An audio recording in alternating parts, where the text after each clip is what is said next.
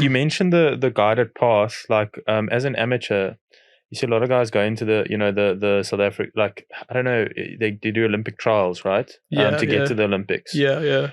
Is that a good way to go about it, or do you think like So- amateur organizations Yeah, are better? so we have Sanabo is obviously our amateur organization in the country, and they're decent. There's some good talent that goes through. What I've been doing now the last 2 years. Before, for a long time, I was only training professional boxers, professional fighters.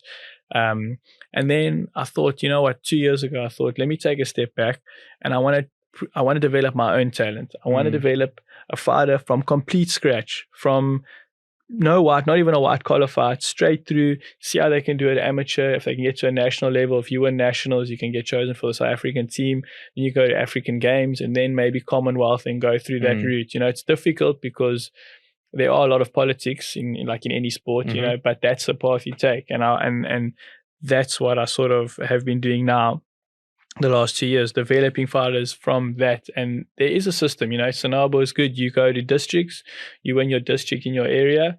Then from there, you'll go to province, you win province. And then from there, you go represent your province at nationals. This year it's in Limpopo. I got 2 guys there that are going to represent Western Province. And there's some good talent, and it's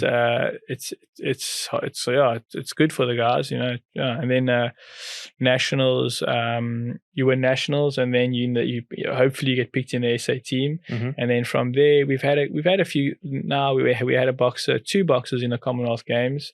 We had a ladies boxing team that went to Turkey for the World Championships. So the amateur boxing.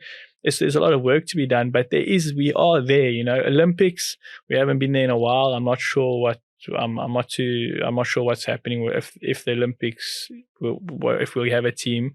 But building up to the Olympics, there has been, the amateur scene isn't bad in the country. Western Cape, when we went to Western Province, there was 200 boxers there. Wow. They competed. And I was, some really good talent from youth all the way up. So yeah. And then from the amateur to the professional space or sphere, how easy is that transition? Not from a fighting standpoint, being ready, but more just like getting a person, from amateur to pro. Yeah, so it's a very gray area, because some fighters have been really successful with no amateur fights. Really? Yeah, there's a lot of guys at the moment. I don't know if you know Kevin Larina. Yeah. He never fought as an amateur. Not one fight. Yeah. I think he had. I don't want to speak out, but I think he had 2, or he couldn't. Yeah, but it's not like an extensive. No. Yeah. I think Rourke. I don't know if you know Rourke Knapp. No, he's a really good fighter. One of the top fighter now. He's in South Africa. I don't think he had much of an amateur background, and he's really doing well. I think he's in the top 30 in the world now. Wow. So so it just depends. But then if you look at the really top guys in the world, they've all had, international guys, they've all had 200 amateur fights, 100 amateur fights. So, then you get some fighters like Rocky Marciano. He only had 8 amateur fights. And then you've got 49-0 in pro. 49 as a pro, and and he was a small heavyweight. Yeah. So, you know what I mean? Like, I don't know, it's a great area. That's the whole thing about knowing your fighter and knowing the game. So now I've turned my 2 fighters pro now, Kaylee and Dylan.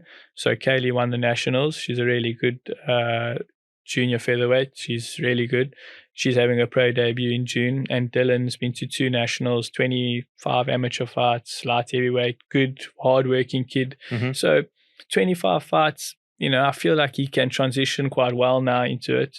And I feel he's ready. But I think the biggest thing is training like a professional is the most difficult part for the guys. So I think as a coach, you got to understand and look, is this person training like a professional, acting like a professional, diet, sleeping, recovery? That's the difference. As an amateur, you can get away with that. It's 3 rounds, you can get away with, maybe slacking on 1 or 2, having a cheat meal, you don't go to training that week or whatever. But professional, that's the big difference. You're getting paid to be there. You're professional. You got to be at training no matter how you feel. It's a job now. You're fighting for, potentially you could become a world champion. It's your career. So the training is very different, and training like a professional is, because the fights, easier than, training 8 weeks is tough, Yeah. but the fight's easier, it's only one more round more than a amateur fight's 3 rounds. Your first professional fight's 4 rounds. So it's the fight's easier, but you're gonna have to put in 8-week camp, and then you know your weight, the amateur weights. There's a 5 kilo gap. So if you want to fight at 71 to 76 or 71 to 75, I think it is 4 kilo, you can be 71 and you can fight a guy that's 75.